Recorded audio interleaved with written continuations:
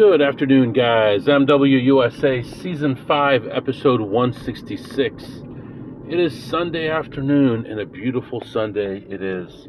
Mid-80s outside, cloudy skies, light breeze, just a beautiful day, and we are off. We are going to the casinos, and today hopefully will be a longer day. We're definitely going to be traveling a lot of miles today. We should get at least 450 or so miles today, and we are going to be playing blackjack, slots, maybe some poker, not sure. Really would rather not play poker because timing wise it just doesn't give me as much potential as regular blackjack or slots. However, if everything is dead, then I may do that as I wait for a shift to change or something like that. Hoping to get at least 4 hours in today, maybe a little bit more, you never know. Today's been a really nice day. We had a surprise party for somebody, and we all worked together and orchestrated it, and it was really good. It was expensive, but it was good, and it went off really well. A lot of good friends were there, and it was just perfect. So got to see family, got to see friends, people that we sometimes don't see for a year were there, and it all went really well. So very pleased about that. Very nice to see all those good people. I want to start this in a little bit of an unusual way.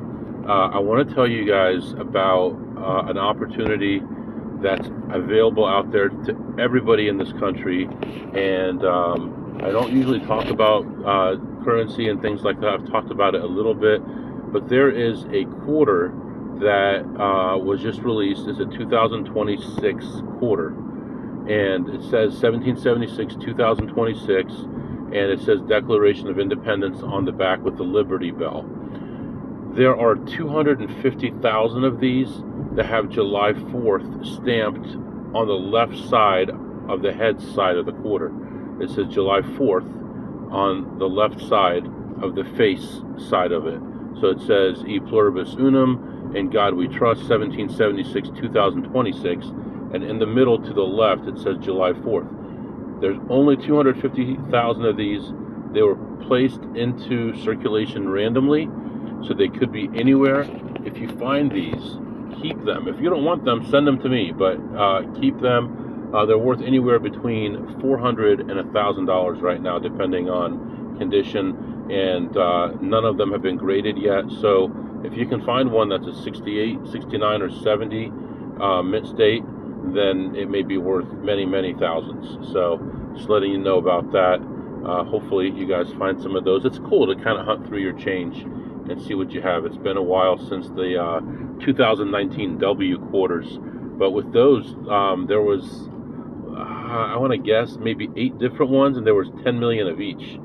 And I ended up with, I don't know, close to 1,000 of those, but this is much rarer, and you can't buy these, so you have to actually search your change for them. So it would be really cool if you could find some of those. Right now I'm just leaving home. It's only 2 o'clock in the afternoon, so today's going to be a lot longer of a day. Woke up earlier, took care of a bunch of stuff, and I'm ready to go. I'm actually pretty excited about today. Tomorrow, Monday, we'll be close to home. Tuesday I should be at the office, but I'm going to travel on Tuesday, and then Wednesday we'll be in Vegas for the week. So excited about that. Again, I'm changing how I'm doing things in Vegas.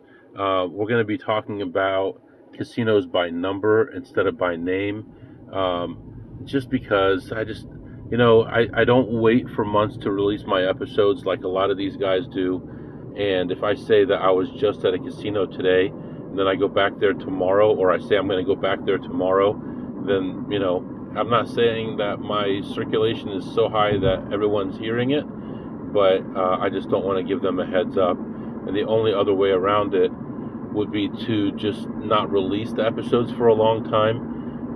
But I don't think that makes a lot of sense either, because if I say it was whatever, July 15th, and I was at this casino, they could still look it up for 60 or 90 days. So I think it's better just to say casino number 5. And I feel sad about that, but that's fine. And I will say later on, I will go through specifics and say I was at this casino and this happened, but no one will know what day or anything like that. I just feel bad about doing that, but that's what has to be done. And other people who have YouTube channels or podcasts have told me not to say the name of the casino. And, really, I only do that in Vegas. Like on this last trip, I didn't mention where I was or what the casino names were.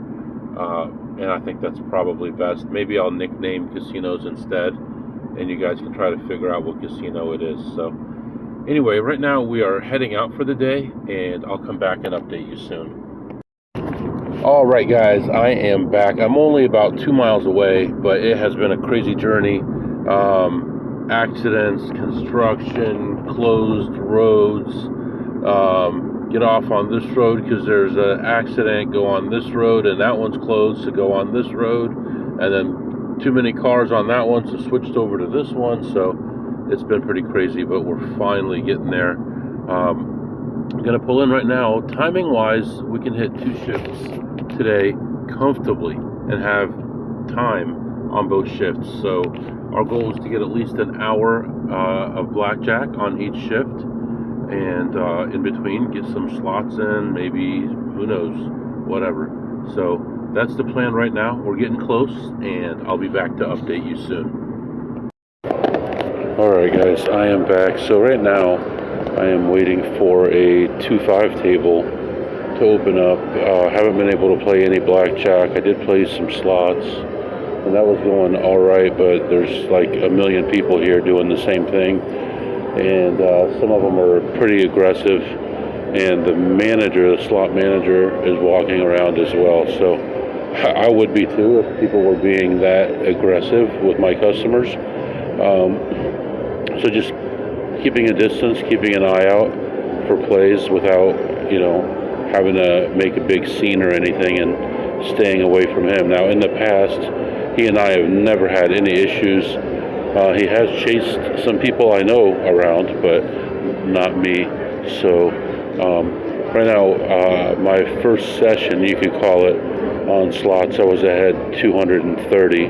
So plus 230 going into whatever we're going to do now. I'm going to give it 20 minutes here. I'm first on the list. If I don't get in, I may walk around again and look for a blackjack table. So far, all the tables have been jam-packed. High Limit has one table open, but also has a couple people back there who would put me in the system. So staying away from that right now. So anyway, that's what's going on right now, and I'll be back to update you soon. Alright guys, I am back. Got a chance to play some poker. However, the 2-5 table was still busy. I ended up playing a 1-3 table. Played for about not even an hour, and ended up walking away when things were getting incredibly slow, and the wrong players were on the table. So ended up leaving ahead $238, so plus 238 on the 1-3 no limit. And right now I'm going to walk around, take a few more laps. I was looking at some blackjack, and so far still nothing good available. So I'm going to take a few more laps. Hopefully something good happens, and I'll come back and update you. All right, guys, I am back, and it was okay in there, but really did not have a chance to do what I wanted to do, which was play tables, and all night. And I could probably stay a little longer, but the way it is right now, and the way it's been for the last 4 hours or more, just no tables available. Now, I'm not saying that there's not a seat available, but I don't want to be one of 5 people on a table, side bets, people going slow, all that. And you'd have to time it just right to sit down at the end of a shoe or close to the end of a shoe so that you can start the new shoe. And I was back counting for a while. A couple tables started getting a little light, and then the counts were just awful. So I never really got a chance to sit down, which is really unfortunate, because that's what I like doing, and that's what I'm good at, and that's where I made my money for the first whatever number of years. So I already mentioned that when I first got there, I made 230 on slots. I did play that 1-3 table. I was actually ahead like $150 after the first hand on that table. Then went through a big dry spell and was down. And then I had this old man that was trying to push people around. Whenever he had any decent hand, two pair or so, not even better than two pair, but even two pair, now he's getting out the big bets no matter what's on the board. And I had a hand where I was big blind, I believe, and I had a king 8 suited and flopped a king and an 8. I checked it, and he bet like 45. The turn was another king. I checked it. He made it 100. I only had like, I bought in for 200. I only had like 130 left or something like that. And I called, and he was drawing dead. He didn't even show, but he said he was drawing dead. So that helped get me up. A few other hands. I probably played for 45 to 50 minutes, and I think I won maybe 4 hands. And talking about tips, we usually talk about tips. I tipped $2 on one hand and $1 on each of the other 3, so that was $5 in tips total. And ended up ahead $238 on that. And I had put myself on the 2-5. Actually, I wanted to play Pot Limit Omaha, and there was no one on the list, but the table was just packed the whole time, multiple tables, and nobody was getting up. I put myself on the 2-5 list. Nobody was getting up. I put myself on the 1-3 list. Actually, there was the 1-3 seat open, and so I sat down there. Before I played my first hand, all of a sudden the 2-5 table had a seat open, and I said, "No, I'm comfortable here." I bought in for 500 from the cashier. I put 200 on the table, the rest in my pocket, and I never really had to get into it. I think my skill level right now seems to be between 1-3 or 1-2, 1-3, and 2-5, somewhere in between there. I think most tables I can do okay. I can break even, make a little bit of money, and if I lose, it's because of something that wasn't my fault. I played it right, and so I'm feeling a little bit more confident. Before that, 2 years ago, 3 years ago, I wouldn't have had that confidence. I would play, I would do what I think is right, but now I feel like I'm more, I don't know what the word is, more not just confident, but more at ease. At rest is a bad way to say it, but like more relaxed as I play. And even if I hit a full house on the flop, I'm going to play it wisely and milk everything I can, instead of before I used to play to win the hand. Now I play to get as much money as I can out of the hand, and that's difficult to do, because you're like, oh, but what if they get this and this, and okay, I have this, but they re-raised me. Sometimes you have to take the lick. You got to lose, but you got to play it to maximize the amount of money that you make. What was I going to say about that table? Oh, while we were sitting at that table, they had a high hand. It was a big amount, like $700 or something, $1,000, something like that. And there's a lady at a table, and she hit the high hand, and she's like, it'll get beat, it's too low. So she sold the high hand to someone at the table. And so he was sitting next to her, went all the way through, ran out of time. She wins the high hand, and she doesn't give it to him. And the dealer's like, yeah, I was sitting right there. She was dealing for us at that point. She had just come from the other table.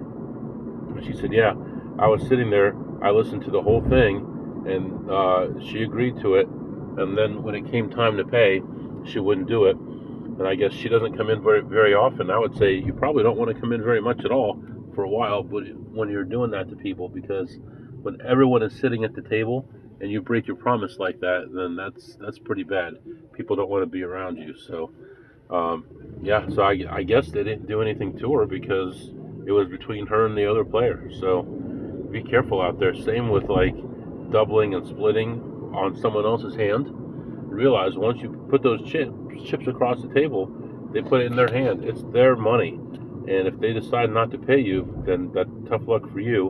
And if there's a side bet like King's Bounty or something like that, and you hit 20 to 1, they can just keep the money, and there's nothing the casino's going to do to help you, for the most part. So every once in a while, but usually not. They don't want to get involved in that because you shouldn't be playing someone else's hand. So I have had one kind of bad experience. It wasn't a lot of money with a guy. I still remember it pretty clearly, and I talked about it on the show. So then I was walking around aimlessly like 15 times around this place, which is a pretty large place, and couldn't find any tables to play. I kept on picking up $10-$20 here and there, and there's an Asian lady there. Well, there's an Asian girl that I know that's really nice, and then there's an Asian lady that seems to be really nice, but I think her husband or whoever is with her is like this really aggressive, but I mean, he's not a nice guy. He stands right behind people. He's very aggressive, and he checks the machines in a way that is obvious what he's doing and stuff. So that's not good. But I saw a couple players, a couple other advantage players that I knew, and talked to them and watched them play a couple heartbreakers, and that was really about it. I ended up playing slots some more, obviously, and ended up winning another 211, which, I guess that's good. And if you make this much every day, that's good. But what did we make? 2, 4, 6, 68, 79, 279, 679. I mean, it's good money, but considering, I couldn't play the high limit. The low limit was packed. I just didn't have the opportunity. So right now I'm going to go grab something to eat, and then kind of consider if I want to move on or if I want to go back and try again. And I'll come back and update you. All right, guys, I am back. I was just thinking about that dealer, how she was so angry at that player and how she screwed over the other guy. And man, she was going off. She wasn't holding back at all. Just saying how, she's a liar and she promised this and she can't believe that happened and all this stuff. And she was like pointing her out to people. Yeah, that lady right there, wearing whatever, So it was pretty interesting to see a dealer that worked up over it. I did stop. I got some food, and I think I'm going to go ahead and continue on. We're going to continue toward home at this time. May do some online stuff, but I'm content so far. I mean, we're up about $700. That's a good day. I mean, you can't think that you're going to make thousands and thousands of dollars every day. I'm fortunate to make what I made, and I'm happy that I made it. And right now we're just going to continue on. We'll probably do some other things, but right now I just want to get on the road and get a little bit away from this area and figure out where to go from here. I'll be back. All right, guys, next is going to be the 1776 countdown. This is the 1776 countdown, episode 7. And today we're going to be talking about the 5th and 6th Amendment to the Constitution. As you know, they were ratified in 1791, because all the first 10, the Bill of Rights, were all ratified in 1791. And the 5th Amendment protects us against self-incrimination. So that's where the term "I plead the 5th" comes from. You don't have to say things that will incriminate you.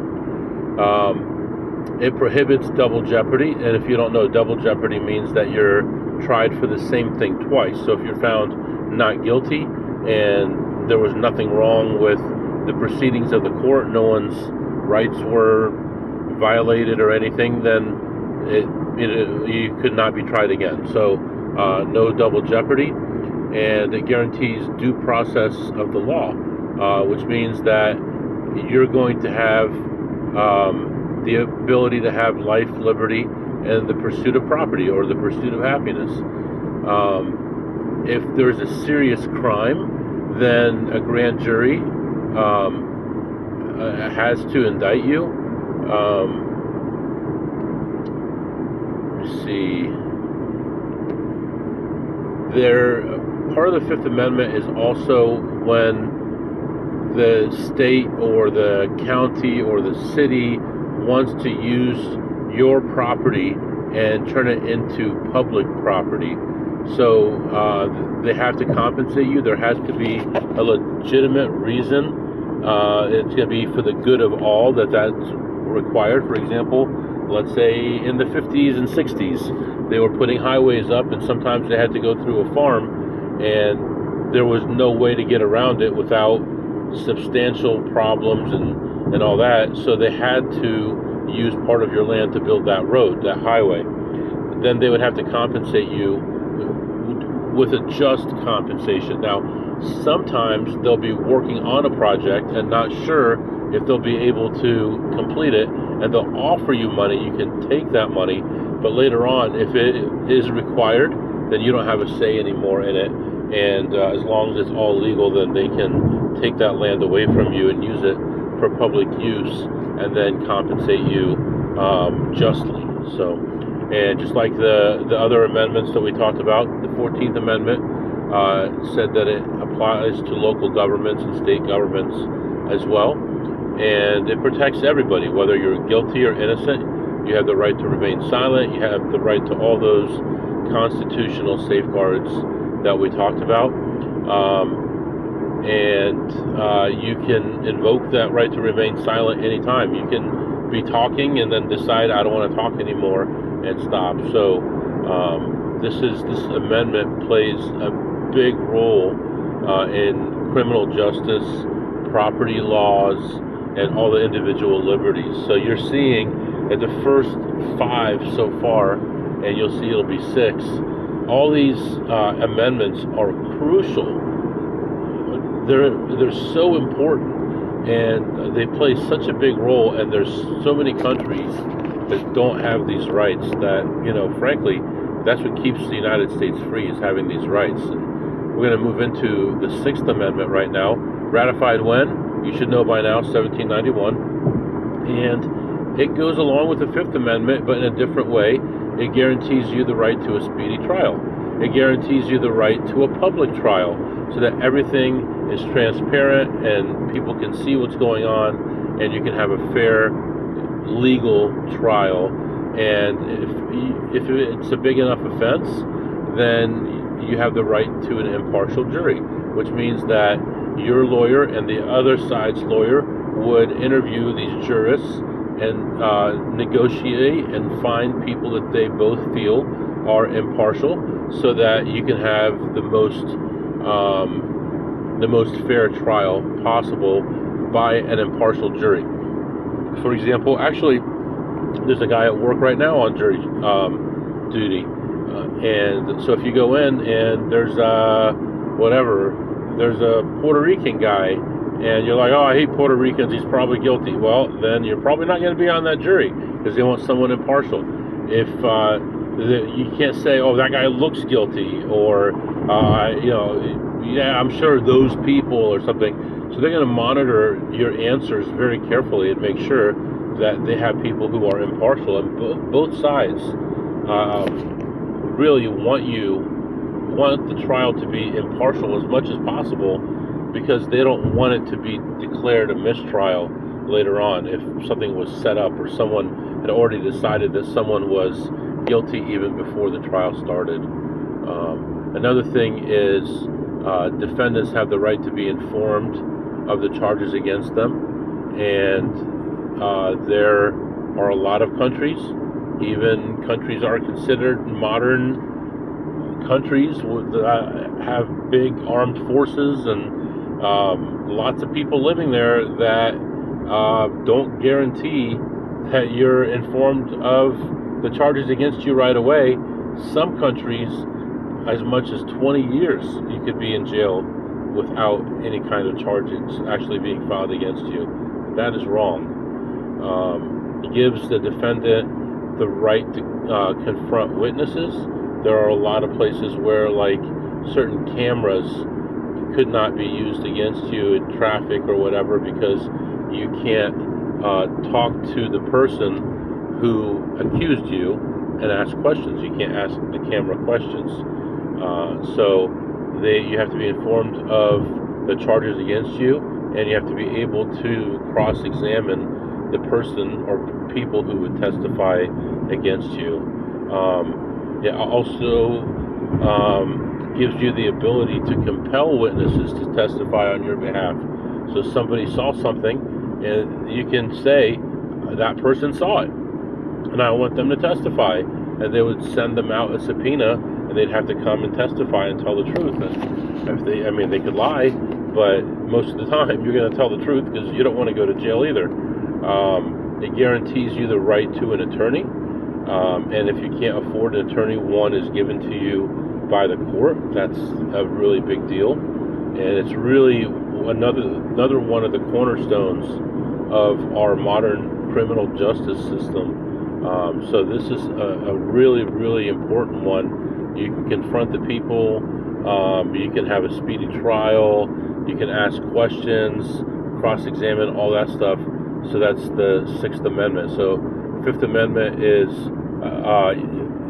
protects you against self-incrimination, and the Sixth Amendment allows you to cross-examine the people who are testifying against you and all the other things that we talked about.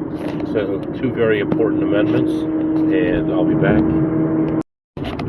Alright guys, I am back. As we're passing midnight now, still a few hours away from home, and we can do some segments here. What did you eat today, MW? Well, this morning we actually went to breakfast, so I had some biscuits and gravy.